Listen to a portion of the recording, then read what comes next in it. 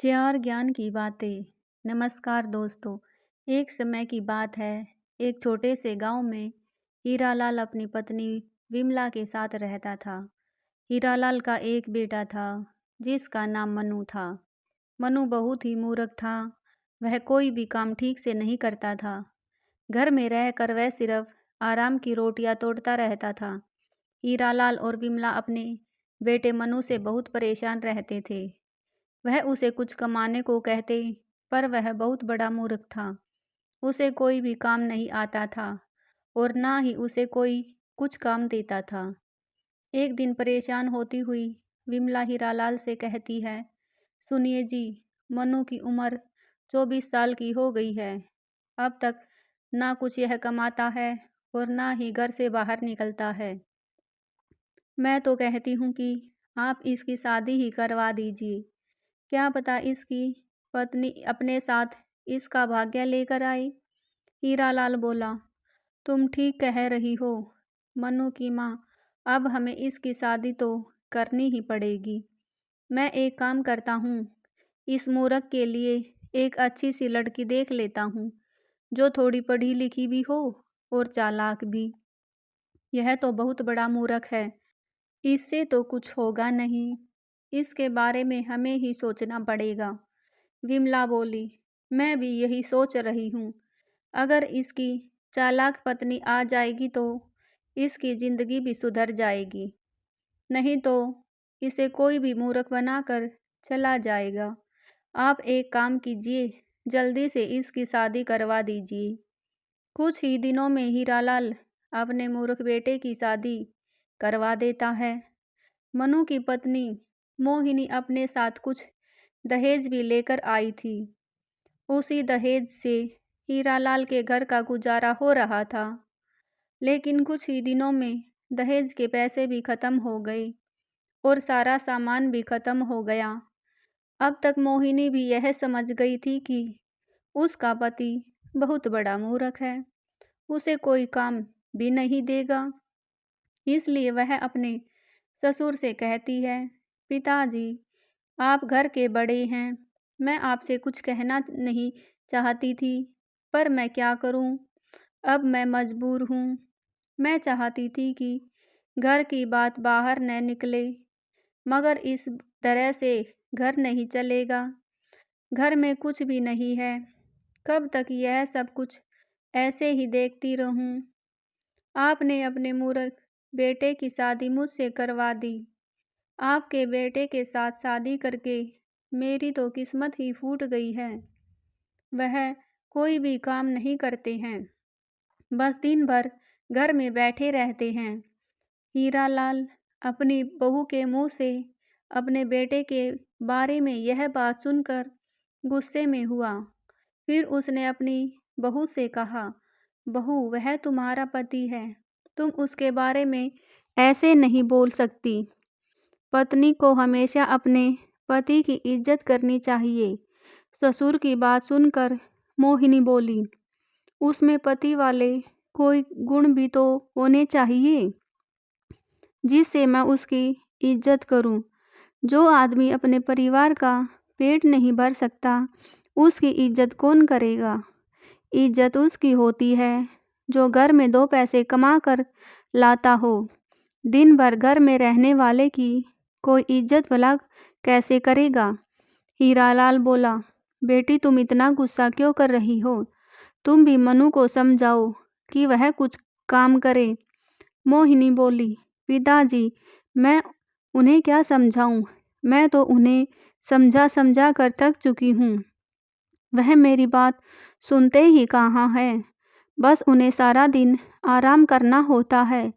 पिताजी, अब आप ही उन्हें कुछ समझाइए।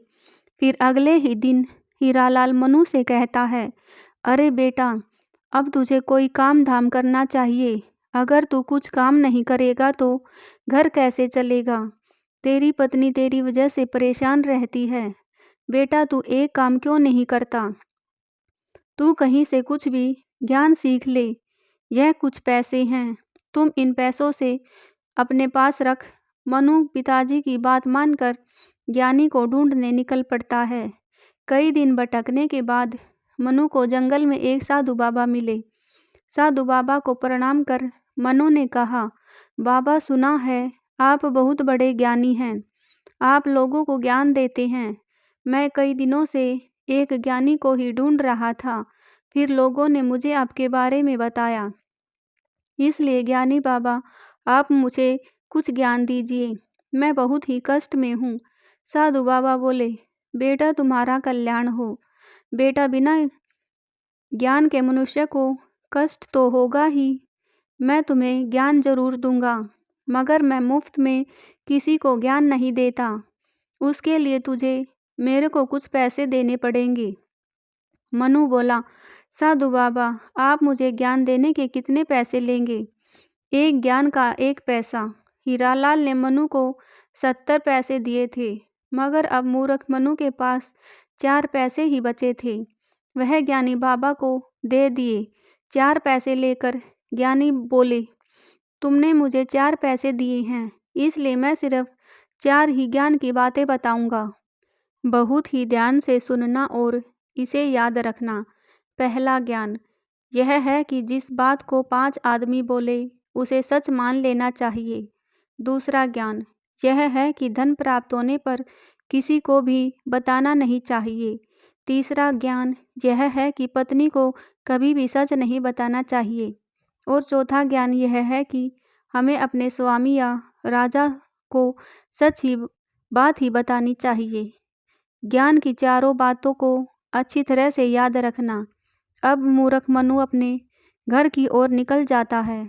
जाते हुए रास्ते में उसने देखा कि एक जगह भीड़ लगी हुई थी। मनु ने लोगों से पूछा तो एक व्यक्ति ने बताया कि यहाँ एक भिखारी मर गया है, पर कोई वहाँ से उसे उठा कर ले जाने को तैयार नहीं था।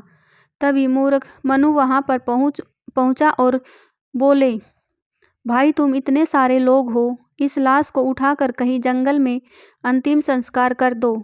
ऐसा करने से भगवान भी आपसे प्रसन्न होंगे। वहाँ के लोग कहने लगे, हम इस लाश की अंतिम क्रिया क्यों करें? यह ना तो कोई हमारा रिश्तेदार है और ना ही जानने वाला, फिर हम यह क्यों करें? लेकिन मूर्ख मनु को ज्ञानी द्वारा दिए गए पहले ज्ञान की बात याद आ गई कि 5 आदमी जो कहे उसे सच मान लेना चाहिए। यहाँ तो 5 से भी ज़्यादा लोग हैं। फिर उसने लाश उठाई और गांव से बाहर एक जंगल में उसे ले जाकर रख दिया। तभी उसने देखा कि भिखारी के फटे पुराने कपड़ों से बहुत सारे सोने चांदी के सिक्के निकल रहे हैं। उसने सारे सिक्कों को उठा लिया और अपनी जेब में रख लिया और बूढ़े भिखारी की लाश का अंतिम संस्कार किया और चुपचाप अपने घर चल दिया। घर पहुंचते ही मोहिनी ने पूछा, आप आ गए ज्ञान सीखकर? क्या ज्ञान सीख कर आए हो? हमें भी बताओ, क्या पता कुछ ज्ञान हमारे भी काम आ जाए। मनु बोला, ज्ञान तो मैं सीख आया, पर मैं किसी को बता नहीं सकता, क्योंकि ज्ञान सीखने के पैसे लगते हैं। ज्ञान मुफ्त में नहीं मिलता। मोहिनी बोली, आप कैसी बेकार की बातें कर रहे हो? मुझे तो कुछ समझ में नहीं आ रहा। आप इतने दिन घर से बाहर रहे, फिर भी मूर्ख जैसी बातें ही कर रहे हो। मनु अपनी पत्नी को कोई भी ज्ञान की बात नहीं बताता और ना ही भिखारी की जेब से मिले सिक्कों के बारे में बताता है। अब मूर्ख मनु के पास बहुत पैसे थे। उसके दिन अच्छे तरह से कट रहे थे। उनके गरीबी के दिन खत्म हो गए। उन्होंने एक बड़ा घर खरीद लिया। अब उनके रहने सहने को देखकर पड़ोसियों को जलन होने लगी। एक दिन मनु की पड़ोसन अपने पति से कहती है, जिसे लोग पागल पागल कहते थे, उसे देखो आज कितना पैसा वाले हो गए हैं, कितना बड़ा और सुंदर घर बना लिया है। और एक आप हैं, आपने आपको बहुत समझदार समझते हो, सुबह से शाम तक मजदूरी करते रहते हो, तब कहीं जाकर कुछ पैसे कमा पाते हो। उस पागल से ही कुछ सीख लीजिए। पड़ोसन का पति बोला, भला मैं उस मूर्ख से क्या सीख सकता हूँ? जो उसके नसीब में है वह उसे मिल रहा है, और जो मेरे नसीब में है वह हमें मिल रहा है। आप सारी जिंदगी नसीब का रोना रोते रहिए। यहाँ दुनिया आगे निकल रही है और आप नसीब के पीछे पड़े हुए हो। मैं कल ही मूर्ख मनु के घर जाऊंगी और उसके धनवान होने का राज पता करूंगी। पड़ोसन दूसरे ही दिन मनु के घर जाती है और मोहिनी से कहती है, अरे मोहिनी, मनु क्या काम करते हैं जो आप लोग इतने ठाट बाट से रह रहे हो। पूरे गांव में आपके धनवान होने की चर्चा है कि कैसे इतना मूर्ख आदमी धनवान हो गया। मोहिनी बोली, बहन, मैंने कभी पूछा ही नहीं कि वह क्या काम करते हैं। मैं तो उन्हें पूरा दिन घर पर ही देखती हूँ। भला घर पर रहकर कौन सा काम हो सकता है। पड़ोसन बोली, आपको उनसे पूछना चाहिए वह क्या काम करते हैं। भला कोई आदमी अपनी पत्नी से अपनी बात छुपाता है कि वह क्या काम करता है। वह जरूर ही बताएगा। वह कोई गलत तरीके से धन कमाता होगा। अगर मनु आपसे सच में प्रेम करते हैं तो उन्हें आपसे कोई भी बात छुपानी नहीं चाहिए। मोहिनी पड़ोसन की बातों में आ गई और बोली, तुम सही कह रही हो बहन। मुझे तो अब डर लगने लगा है, कहीं वह कोई गलत काम तो नहीं कर रहा है। मैं आज उनसे पूछूंगी। जब मूर्ख मनु अपने घर आता है तो मोहिनी उससे पूछती है कि आप क्या काम करते हो। यह तो आपने कभी मुझे बताया ही नहीं। मनु बोला, तुमने कभी पूछा ही नहीं, इसलिए मैंने बताना भी कभी जरूरी नहीं समझा। वैसे भी तुम जानकर क्या करोगी। तुम्हें जो भी चाहिए था वह तुम्हें घर बैठे सब कुछ मिल रहा है। अगर तुम्हें किसी चीज़ की परेशानी हो तो मुझे बताओ, मैं अभी पूरी कर देता हूँ। मोहिनी बोली, नहीं, मुझे अब कोई परेशानी नहीं है। बस मैं ये जानना चाहती हूँ कि आप कौन सा काम करते हो। मुझे डर है कि कहीं आप कोई गलत काम तो नहीं कर रहे हो। मनु बोला, क्यों, मैं क्यों गलत काम करूँगा। मैं अब बड़ी मेहनत से पैसे कमाता हूँ, खून पसीना बहाकर। मोहिनी बोली, मैंने तो आपको कभी मेहनत करते नहीं देखा। सारा दिन घर पर ही रहते हो, फिर आप मेहनत करने कब जाते हो। सच सच बताओ, आप क्या काम कर रहे हो, वरना मैं अपने मायके चली जाऊंगी, फिर अकेले ही तुम्हें रहना पड़ेगा।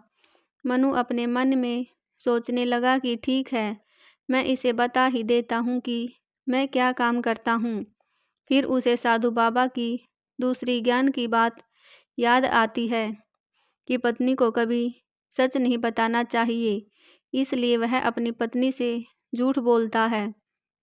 दरअसल मैंने बाजार से 1 किलो देसी घी खरीदा और रात को 12 बजे उसे एक सांस में पी गया, जिससे मुझे बहुत सारा धन प्राप्त होता है। मोहिनी दूसरे दिन अपनी पड़ोसन को अपने घर बुलाती है और उससे कहती है, बहन, मेरा पति कोई गलत काम नहीं करता। दरअसल हमारे धनी होने का राज देसी घी है। पड़ोसन चौंक कर बोली, देसी घी। मोहिनी बोली, हाँ, देसी घी। और अगर कोई आदमी रात में 12 बजे 1 किलो देसी घी पी लेता है तो उसे बहुत सारा धन प्राप्त होता है।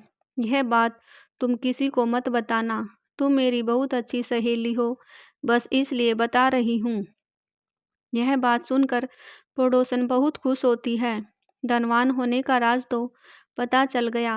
वह जल्दी से अपने घर जाती है और अपने पति से कहती है, मुझे मूर्ख मनु के धनवान होने का राज पता चल गया है। अब जल्दी से बाजार जाकर 1 किलो देसी घी ले आओ। पड़ोसन का पति बोला, एक बार मुझे बताओ तो सही, उसके धनवान होने का क्या राज है, मैं भी तो सुनूं। धनवान बनने में देसी घी का क्या संबंध है। पड़ोसन बोली, बहुत बड़ा संबंध है। अगर कोई आदमी देसी घी एक सांस में रात को 12 बजे पी जाए तो वह व्यक्ति बहुत ही धनी बन जाता है। उसे बहुत सारा धन प्राप्त होता है। यह तुम क्या कह रही हो। मैंने यह बात पहले कभी नहीं सुनी। अगर हर किसी को यह बात पता होती तो हर कोई धनवान बन जाता। अरे भाग्यवान, भला 1 किलो घी पीकर आज तक कोई धनवान हो पाया है। क्या तुम मुझे मारना चाहती हो? अरे मैंने बहुत बड़ी मुश्किल से यह बात मूर्ख मनु की पत्नी से पता की है।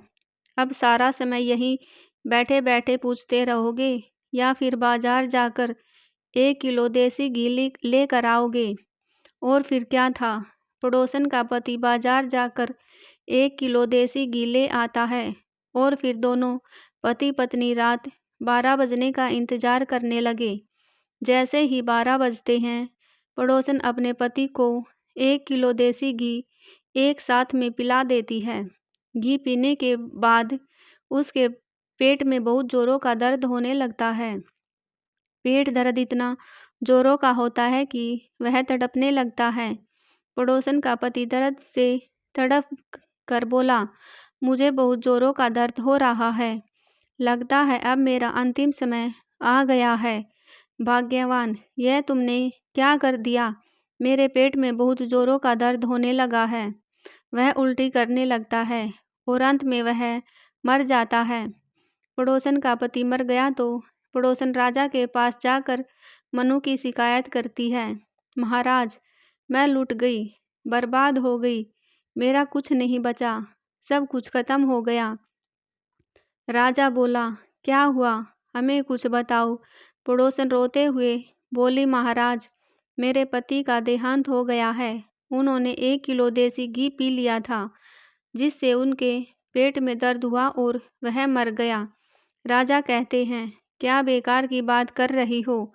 अगर कोई आदमी 1 किलो देसी घी पिएगा तो वह मरेगा ही, बचेगा थोड़ी ना। तुम्हारा पति कहीं पागल तो नहीं था? नहीं नहीं महाराज, मेरा पति पागल नहीं था। पागल तो वह मूर्ख मनु है जिसने मुझे यह बात बताई थी। उसने मुझे बताया था कि अगर कोई आदमी 1 किलो देसी घी रात को 12 बजे एक सांस में पी जाए तो वह धनवान हो जाता है। इसलिए मैंने अपने पति को 1 किलो देसी घी पिला दिया। राजा मूर्ख मनु को अपने दरबार में बुलाता है और सारा माजरा पूछता है। मनु, तुम लोगों को पागल क्यों बना रहे हो? 1 किलो घी का नुस्खा बताकर लोगों की जान क्यों के साथ खिलवाड़ क्यों कर रहे हो? धनवान होने के लालच में इसका पति एक ही साथ में 1 किलो घी पी गया और फिर वह मर गया।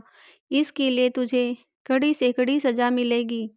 तभी मनु को साधु बाबा की ज्ञान की बात याद आती है कि अपने राजा को कभी झूठ नहीं बोलना चाहिए। इसलिए वह राजा से कहता है, महाराज, इसमें मेरी कोई गलती नहीं है। मैंने तो एक ज्ञानी बाबा को 4 पैसे देकर 4 ज्ञान की बातें सीखी थी। उन्होंने कहा था कि अगर 5 आदमी कोई बात कहे तो उसे मान लेना चाहिए और अपनी पत्नी को कभी सच नहीं बताना चाहिए और अपने राजा से हमेशा सच बोलना चाहिए। मेरी पत्नी मेरे धनवान होने का राज पूछ रही थी, इसलिए मैंने उससे झूठ बोल दिया कि मैंने 1 किलो देसी घी पीकर धन की प्राप्ति की है। उसी ने यह बात इनको बताई होगी। मनु की सारी बातें सुनकर राजा पड़ोसन को ही उसके पति की मृत्यु का जिम्मेदार ठहराते हैं। राजा पड़ोसन से कहते हैं कि उसके लालच के कारण उसके पति की मृत्यु हुई है और राजा मनु के सच बोलने से बहुत खुश होते हैं और उसे बहुत सारा धन देकर विदा करते हैं और मनु को कोई सजा भी नहीं होती। आज की कहानी यहीं पर समाप्त हुई। फिर मिलेंगे एक और कहानी के साथ। कहानी पसंद आए तो लाइक शेयर ज़रूर करें और हमारे चैनल को सब्सक्राइब करना ना भूलें। वीडियो में अंत तक बने रहने के लिए आप सभी का धन्यवाद।